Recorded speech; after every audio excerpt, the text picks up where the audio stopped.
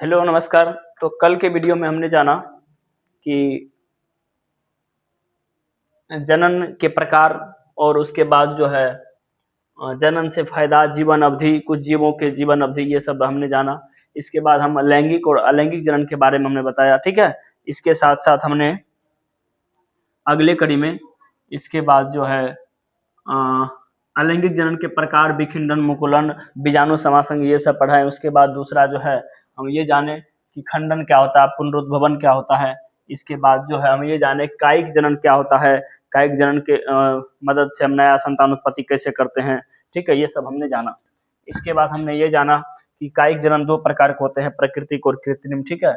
उसके बाद हमने जाना कि जब प्रकृति में प्राकृतिक कायिक जनन क्या होता है, तो ये जड़ द्वारा, तना द्वारा, पत्तियों द्वारा, ये सब बात हमने किया। उसके बाद 5 जगत व्हिटकर के, तो इसमें कौन कौन सा जनन होता है ये सब देखे।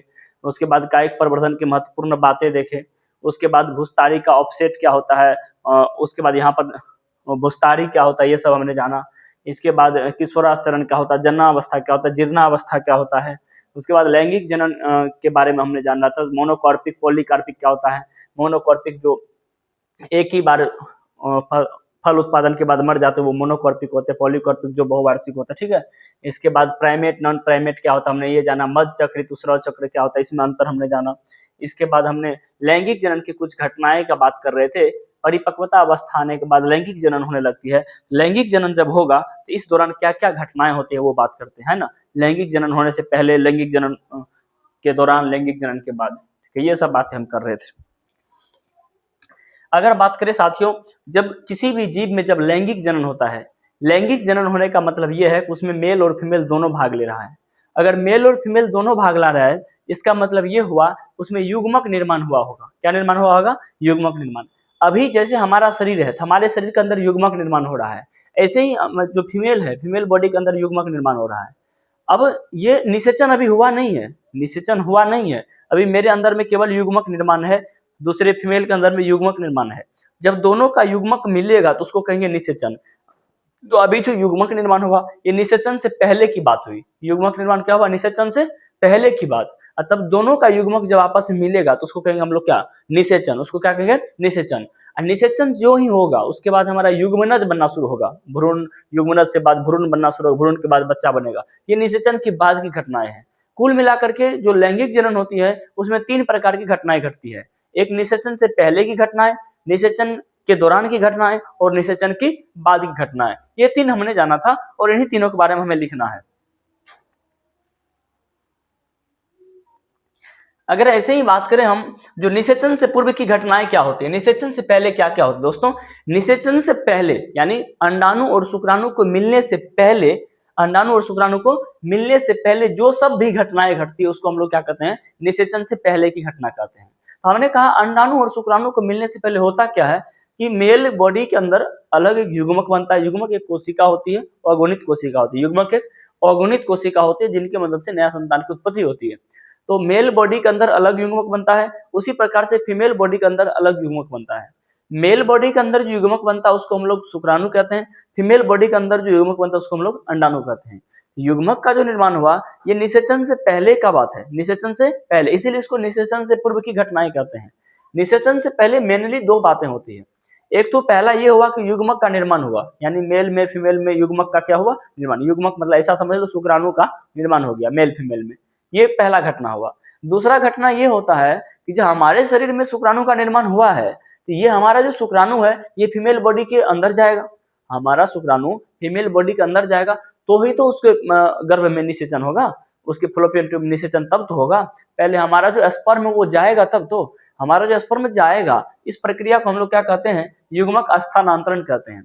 यानी कुल मिला के बात हुआ कि युग्मक निर्माण एक घटना और दूसरा घटना क्या हुआ कि युग्मक स्थानांतरण। ये सब घटनाएं जो हम बोल रहे हैं ये सब निषेचन से पहले की घटनाएं हैं। निषेचन से पहले कितनी घटनाएं होती हैं? 2 घटनाएं होती है। पहला तो युग्मक का निर्माण होता है, दूसरा क्या होता है? युग्मक का ट्रांसफर होता है। एक युग्मक दूसरे के शरीर में जाता है, ठीक है, ये याद रखना आपको। तो युग्मक का निर्माण, युग्मक का ट्रांसफर। यदि बात करेंगे युग्मक का निर्माण का, तो मेल और फीमेल में अलग अलग युग्मक निर्माण होती है। युग्मक निर्माण होने की प्रक्रिया को ही हम लोग युग्मक निर्माण या युग्मक जनन कहते हैं। इसी को हम लोग गैमेटोजेनेसिस कहते हैं। क्या कहते हैं? गैमेटोजेनेसिस। जो गैमिट्स के निर्माण होते हैं, गैमिट्स का फॉर्मेशन होता है बॉडी के अंदर, जैसे स्पर्म का फॉर्मेशन वृषण के अंदर अगले चैप्टर में पढ़ेंगे। उसके बाद यदि ओवा है उसका फॉर्मेशन जो अंडा से ओवरी है उसके अंदर, तो ये जो निर्माण होता है इसी प्रक्रिया को हम लोग क्या कहते हैं, युग्मक जनन कहते हैं। युग्मक यानी अंडाणु शुक्राणु निर्माण की प्रक्रिया को युग्मक गैमेटोजेनेसिस कहते हैं। युग्मक जो निर्माण होता है, अतः हम ये यहाँ पर कर सकते हैं, मेल बॉडी के अंदर जो युग्मक निर्माण होता है उसको हम लोग क्या कहते हैं, मेल बॉडी के अंदर जो युग्मक निर्माण होता है उसको हम लोग शुक्राणु कहते हैं, और शुक्राणु जनन की प्रक्रिया को शुक्राणु जनन कहते हैं। शुक्राणु निर्माण होने की प्रक्रिया को शुक्राणु जनन कहते हैं। मेल बॉडी के अंदर के युग्मक को हम लोग शुक्राणु कहते हैं, और शुक्राणु निर्माण की प्रक्रिया को शुक्राणु जनन यानी स्पर्मेटोजेनेसिस कहते हैं। क्या कहते हैं, स्पर्मेटोजेनेसिस कहते हैं। और वही फीमेल बॉडी के अंदर जो होता है, जो अंडाणु यानी डिंब का निर्माण होता है, उसको हम लोग ओजेनेसिस कहते हैं। मतलब हम ये अंड जनन कह सकते हैं, अंड जनन। तो युग्मक जनन भी दो प्रकार का हुआ, शुक्राणु जनन और अंड जनन। मेल में शुक्राणु निर्माण हुआ तो उसको शुक्राणु जनन कहेंगे, फीमेल में अंडाणु निर्माण हुआ तो उसको क्या बोलेंगे, अंडाणु निर्माण कहेंगे। तो यहाँ लेकिन नर में युग्मक यानी शुक्राणु का निर्माण प्रक्रिया को शुक्राणु जनन कहते हैं, मादा में युग्मक यानी अंडाणु निर्माण की प्रक्रिया को अंड जनन कहते हैं। हमने कहा कि युग्मक निर्माण यानी हम निषेचन से पहले की घटना पढ़ रहे हैं, निषेचन से पहले की घटना। निषेचन से पहले क्या घटना, दो घटना, पहला युग्मक निर्माण और दूसरा क्या, युग्मक स्थानांतरण। अभी निर्माण हुआ हमारे शरीर में, युग्मक निर्माण हो चुका है।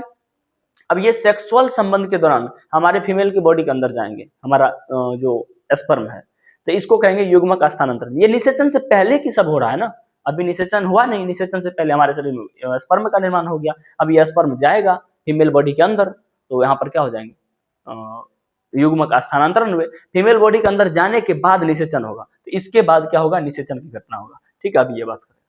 अब बात करें पहले इससे रिलेटेड कुछ बातें जो आपको देखना पड़ेगा, यानी जो हमारे निषेचन से पहले की कुछ घटनाएं सब है, कुछ बातें हैं, कुछ छोटा छोटा पॉइंट है।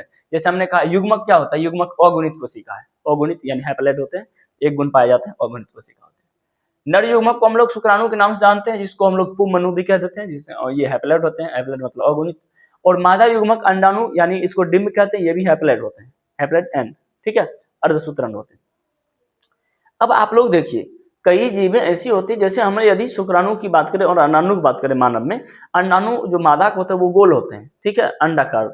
और यदि बात करें हमारा जो फीमेल का अंडाणु तो गोल होते हैं। मेल का यदि शुक्राणु का बात करें तो इस टाइप से, मतलब पूछ वाले तारे टाइप के होते हैं। ठीक है, पूछ वाले तारे टाइप के होते हैं। तो वो दोनों का संरचना अलग अलग है, देखने में दोनों अलग अलग है, मतलब हर प्रकार की संरचना अलग है। जो फीमेल का जो ओवा है वो थोड़ा बड़ा है, मेल का जो स्पर्म बहुत छोटा है, सबसे छोटी है, मतलब ये अलग अलग है। जब ऐसे ही मेल और फीमेल दोनों का युग्मक, मतलब अंडाणु और शुक्राणु दोनों एक समान देखने में नजर आएगा। अंडाणु और शुक्राणु जब देखने में क्या होगा, एक समान नजर आएगा, उसको हम क्या कहते हैं, समयुग्मक यानी समयुग्मक कहते हैं। क्या कहते हैं, समयुग्मक। हम यहाँ पर एक पिक्चर बनाए हैं जिसको नाम है क्लोडोफोरा, ये एक शैवाल है। क्लोडोफोरा का ये युग्मक है, ये क्लोडोफोरा है नहीं, क्लोडोफोरा का क्या है, युग्मक है। मतलब ये स्पर्म है, ये क्या है, ओवा है, यानी ये शुक्राणु है, ये क्या है, अंडाणु है। तो आप दोनों की संरचना देख रहे हैं, दोनों बिल्कुल समान है, हूबहू समान है, कोई भी अंतर नहीं है। तो अंतर नहीं तो इसको क्या कहते हैं, समयुग्मक यानी समयुग्मक ही कहते हैं। आपको परीक्षा में पूछेगा तो निम्न में से किसमें समयुग्मक ही पाया जाता है, आपका क्लोडोफोरा एक सवाल है, इसमें समयुग्मक। जब नर और मादा युग्मक बिल्कुल समरूप होते हैं उसमें उसको क्या कहते हैं, समयुग्मक कहते हैं। ठीक है, ये आपको समझ में आया होगा। ठीक है, चलिए ऐसे ही मानव वर्ग का बात करें उसमें विषम युग्मक होता है। जैसे हम यहाँ पर बात कर रहे हैं, कुछ पिक्चर देखिए।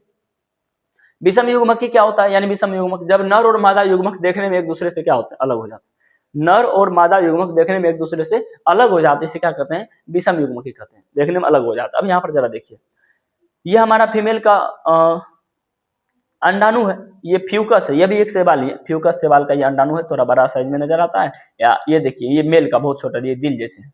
ये दोनों मेल फीमेल है, मेल फीमेल है, तो दोनों अलग अलग है, तो अलग अलग इसको क्या कहेंगे, विषम युग्मक ही कहेंगे। समझ में आया बात। उसके बाद यदि बात यहीं पर, ये मानव का बात करते हैं। ये मानव का जो हमारा मादा का अंडाणु है, अंडाणु का फिगर है, ये हमारा शुक्राणु का फिगर है, दोनों एक दूसरे से देखिए अलग है। मानव में कौन सा युग्मक होता है, विषम युग्मक होता है। फ्यूकस शैवाल में सम युग्मक होता है, विषम युग्मक होता है। और यहाँ जो हम बात करें क्लोडोफोरा में क्या होता है, सम युग्मक होता है। क्लियर है बात, यहाँ तक क्लियर।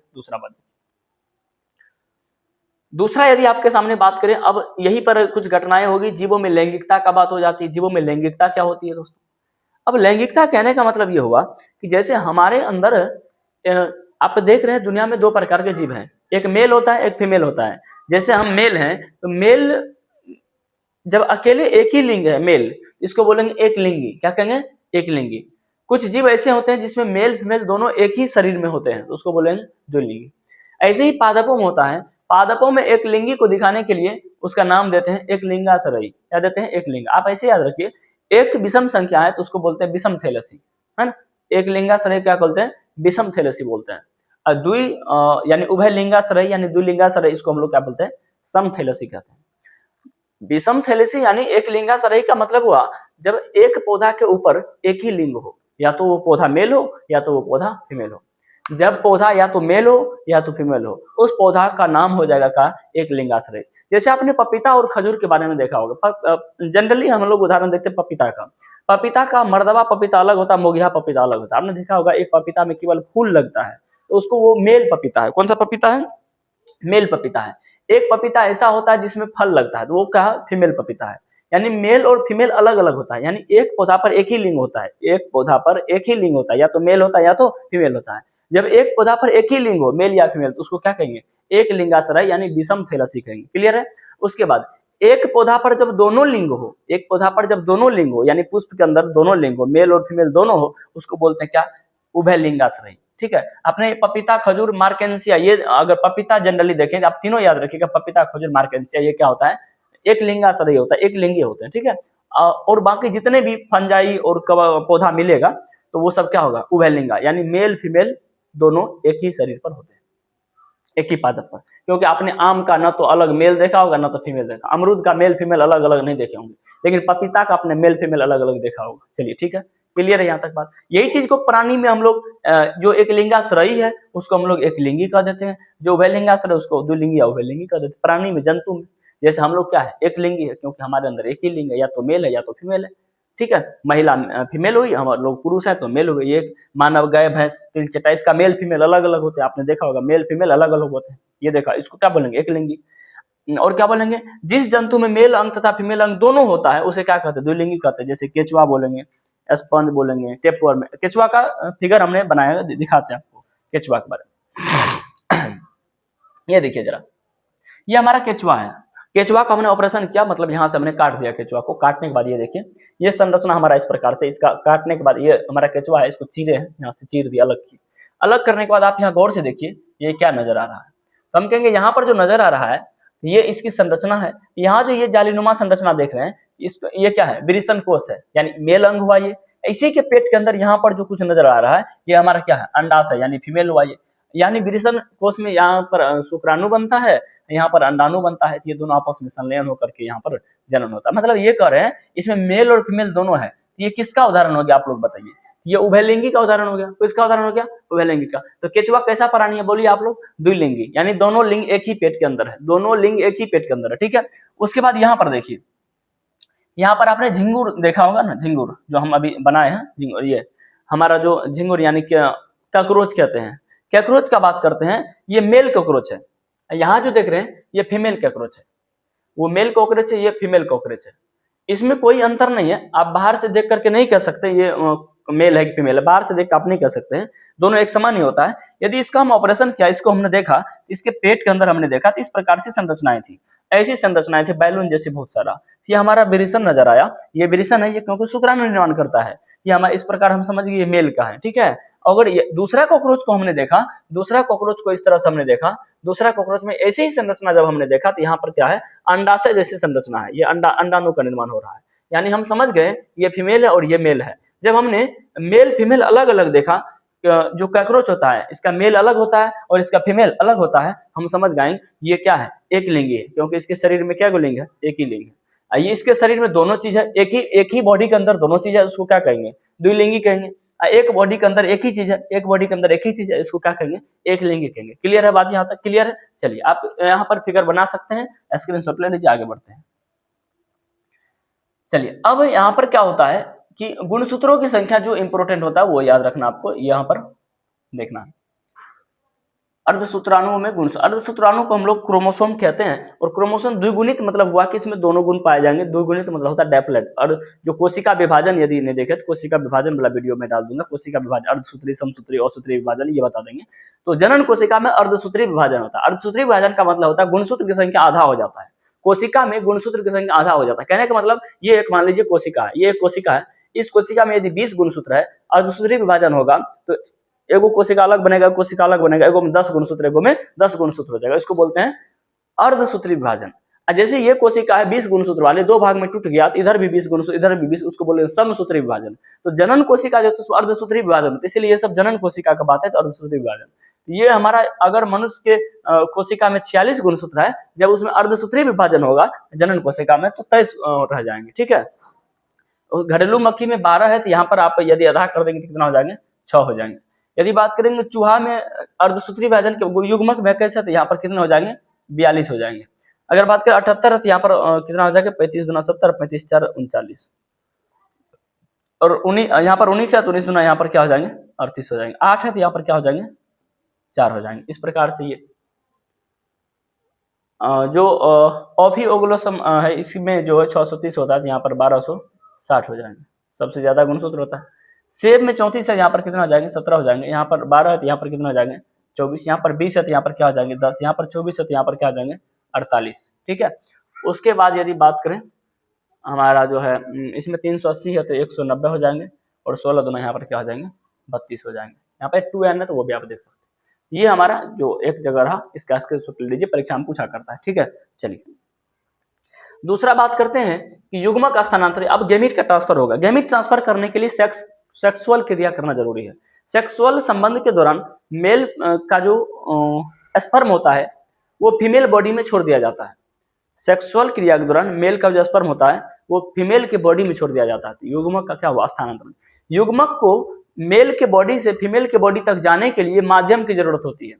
जो हमारा ब्रायोफाइटा और कुछ कुछ चीजें होती है, छोटे छोटे पेड़ पौधा, उसमें क्या होता है, जल माध्यम होता है, हवा माध्यम होता है।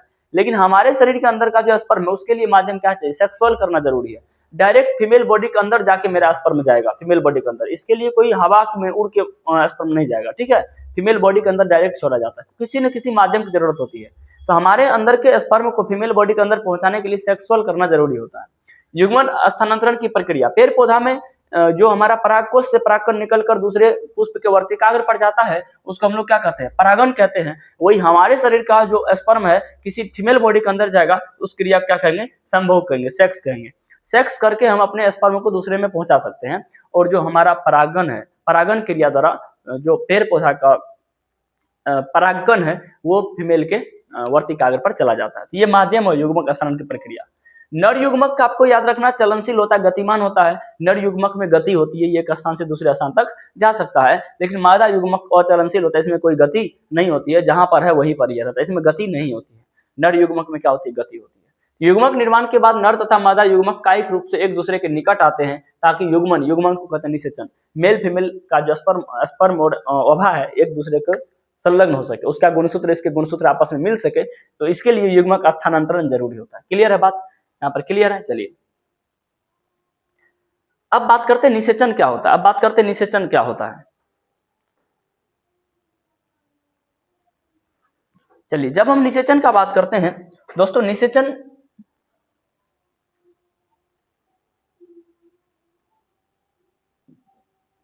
हमने कहा मादा युग्मक क्या कहते हैं, मादा युग्मक को अंडाणु तथा नर युग्मक क्या कहलाता है, शुक्राणु के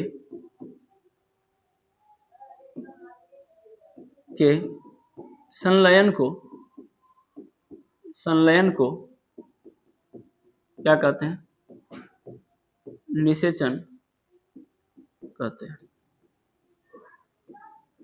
ये जो संलयन होता है इसको हम लोग साइनोगैमी कहते हैं, ठीक है। तो ये जो हमारा मादा युग्मक है और नर युग्मक है, इसका जो संलयन होता है तो उसको हम लोग क्या कहते हैं, निषेचन कहते हैं। नर युग्मक और मादा युग्मक के संलयन को क्या कहते हैं, निषेचन कहते हैं।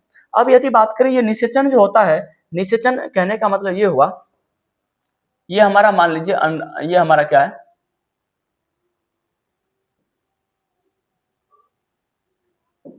ये हमने बना दिया हमारा क्या, ये अंडाणु है, ठीक है, ये अंडाणु है। इसके बाद हमने एक फिगर और बनाया, एक फिगर और हमने बनाया,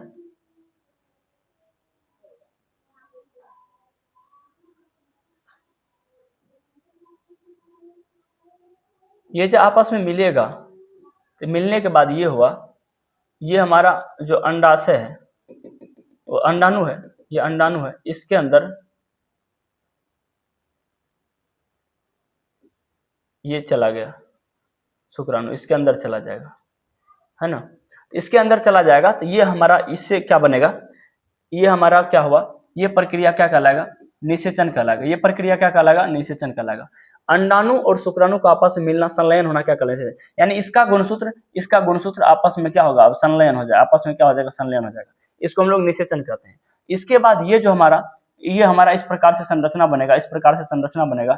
इस संरचना का नाम पड़ जाएगा क्या, युग्मनज। क्या पड़ जाएगा, युग्मनज। युग्मनज याद रखिएगा, शब्द को गौर से सुनिएगा। जायगोट, ठीक है। ये द्विगुणित हो गया, ये एक गुणित था, ये भी एक गुणित अगुणित था, ये दोनों मिला तो ये क्या हो गया, युग्मनज। ये बच्चा युग्मक था, ये क्या था, युग्मक। युग्मक अभी क्या बन गया, युग्मनज। अब युग्मनज से हमारा क्या बन जाएगा, ये भ्रूण बन जाएगा, इसको इम्ब्रियो कहते हैं, इम्ब्रियो कहते हैं, ठीक है। ये क्या बन जाएगा, भ्रूण बन जाएगा। अब भ्रूण जो हमारा है, भ्रूण के बाद हमारा क्या होता है, ये हमारा शिशु बन जाएगा, ठीक है। तो इस प्रकार से हमारा ये प्रक्रियाएं चलती है, यानी युग्मक, युग्मक निषेचन हुआ, निषेचन के बाद युग्मनज बना। ये आपको ध्यान रखना, ये निषेचन की प्रक्रियाएं हैं, ये निषेचन हुआ। अब आपको पूछेगा निषेचन कितने प्रकार के होते हैं, निषेचन कितने प्रकार के होते हैं, ठीक है, ये क्लियर है। इसके बाद हमने कहा निषेचन के प्रकार, निषेचन, निषेचन के प्रकार।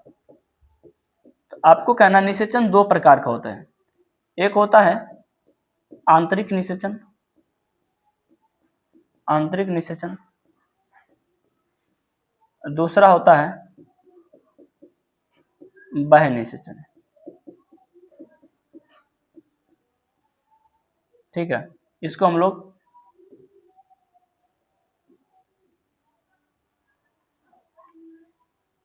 इनफर्टिलाइजेशन या इंट्रा फर्टिलाइजेशन, इसको क्या कहते हैं, एक्स फर्टिलाइजेशन,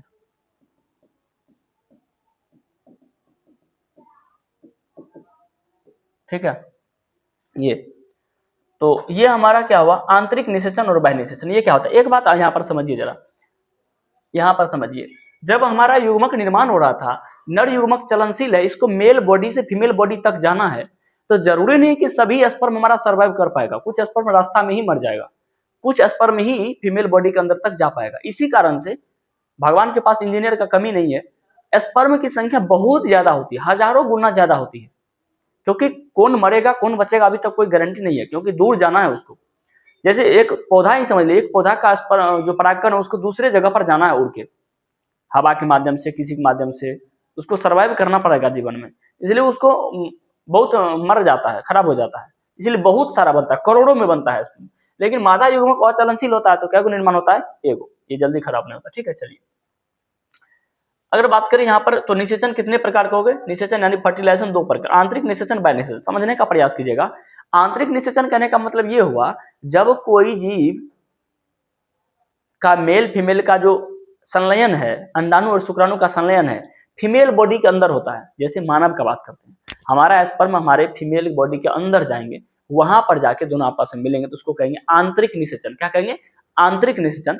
अब वही दूसरे कुछ कुछ जीवे, जैसे मेढक, कुछ मछलियां होती है, वो क्या करते हैं, मेढक क्या करते हैं, पानी में अपना स्पर्म छोड़ देता है। अब जो मादा मेढक होती है वो पानी में अपना क्या करता है, अंडाणु छोड़ देता है, वो पानी में जाकर के मिलता है स्पर्म और अंडाणु, तो जाके निषेचन होता है। बहुत रेयर केस में ही निषेचन हो पाता है, क्योंकि बर्बाद हो जाता है, पानी की धारा में बह जाती है, पानी में सर्वाइव नहीं कर पाते हैं, स्पर्म खराब हो जाते हैं।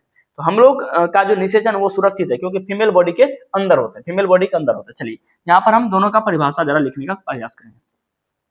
अगर पहला बात करेंगे हमारा आंतरिक आंतरिक निषेचन, निषेचन जिसको हम लोग इनफर्टिलाइजेशन या इंटरनल फर्टिलाइजेशन, इंटरनल फर्टिलाइजेशन,